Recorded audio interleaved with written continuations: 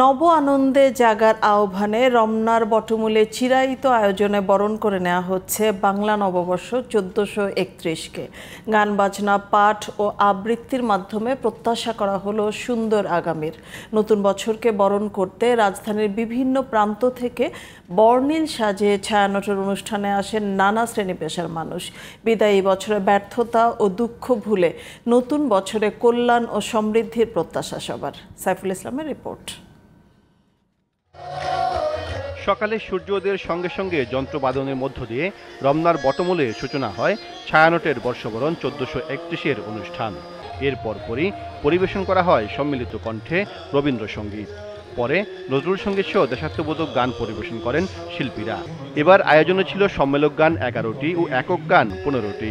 পাশাপাশি পাঠ ও আবৃত্তির মাধ্যমে নববর্ষকে বরণ করে নেন ছায়ানটের 170 জন শিল্পী ও কলাকুশলী।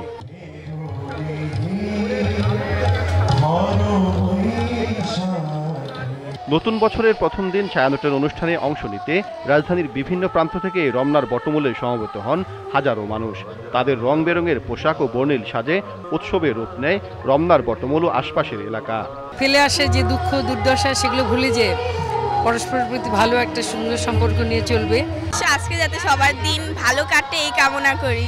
সবাইকে শুভ নববর্ষ। নতুন বছরে অসাম্প্রদায়িক ও মানবিক বাংলাদেশের প্রত্যাশা সবার। একটা মানবিক বাংলাদেশ চাই, অসাম্প্রদায়িক মানবিক কল্যাণমুখী বাংলাদেশ।